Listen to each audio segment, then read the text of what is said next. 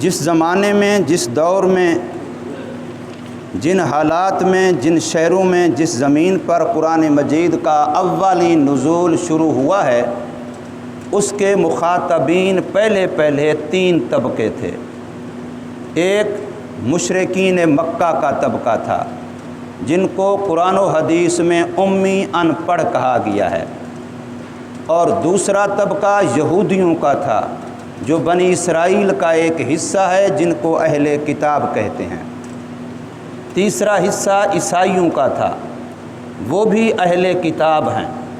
بنی اسرائیل ہی کا ایک حصہ ہیں۔ یہودی اور عیسائی یہ دونوں اپنے آپ کو اہل علم سمجھتے تھے، لیکن مشرکین مکہ وہ ظاہری علم یا وحی کا علم اس سے بالکل کورے اور اندھے تھے۔ اس لیے جب محمد کریم صلی اللہ علیہ وسلم نے قرآن مجید ان کے سامنے سنانا، بیان کرنا شروع کیا، تو پھر مشرکین مکہ یہودی عیسائیوں کی طرف رجوع کرتے تھے، ان سے جا کر کے پوچھتے تھے کہ تم ہمیں بتاؤ کہ یہ سچے ہیں یا سچے نہیں ہیں، ہم ان سے کیسے سوال کریں، کون سے سوال کریں، کیا کیا بات پوچھیں۔ قرآن مجید کے اندر بہت ساری باتیں سوال کے انداز میں ایسی بتلائی گئی ہیں کہ جو مشرکین مکہ کو وہ سوال یہودی اور عیسائیوں کے اس وقت کے رہبان و مولوی بتلاتے تھے کہ تم یہ سوال کرو، یہ سوال کرو، تو وہ مشرکین مکہ ان سے پوچھ کر کے پھر سوال کرتے تھے، اور پھر جواب پا کر کے پھر جا کے ان کو بتاتے کہ یہ جواب دیا۔ اب ان کے مولوی اندر سے جانتے تھے کہ واقعی یہ آخری نبی ہیں، نبی برحق ہیں، لیکن قرآن مجید کہتا ہے کہ وہ مانتے اس لیے نہیں تھے کہ بغیم بینہم، محض حسد کی وجہ سے اور اپنے مفادات پر زد پڑنے کی وجہ سے۔ مشرکین مکہ کے سامنے رکاوٹ جہالت تھی، ان کے سامنے رکاوٹ اپنے آباء و اجداد کے رسوم و رواجات تھے کہ جو پچھلے ڈگر پہ چل رہے ہیں، بس وہ یہی کہتے تھے کہ ہم نے اپنے آباء و اجداد کو اسی لائن پہ پایا،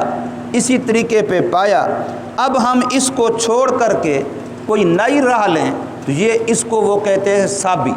کہ یہ بندہ بے دین ہو گیا ہے، سابی بن گیا ہے۔ جو آباء و اجداد والے ڈھنگ طریقے رسم و رواج کو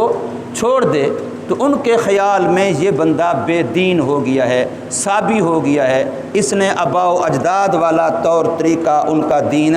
چھوڑ دیا ہے۔ اور اس وقت اگر غور کیا جائے تو یہ ساری بیماریاں ہمارے اندر موجود ہیں۔ وہ ذہن جو آباء و اجداد کی اندھی تقلید والا تھا، وہ آج بھی ہمارے اندر بھی بہت ساری باتوں میں چل رہا ہے، خصوصاً شادی کے موقع پر، خوشی کے موقع پر، ہر کنبے قبیلے میں ایسے رسم و رواج چل رہے ہیں جو بڑے عجیب سے عجیب تر ہیں، لیکن چل رہے ہیں۔ اچھے خاصے سمجھے ہوئے ہمارے پختون ساتھی کتنے دیندار ہیں، لیکن جن کے ہاں وہ بچیوں کے پیسوں کا سلسلہ چل رہا ہے، وہ آج بھی چل رہا ہے بہت ساروں میں، چاہے وہ مولوی ہیں، چاہے وہ تبلیغی ہیں، چاہے وہ فلاں ہیں، بیچارے اچھے خاصے دیندار ہیں۔ ایسے ہی پختونوں کے ایک قبیلے میں یہ رواج ہے کہ جب شادی ہونے لگے گی تو جو شوہر ہوگا،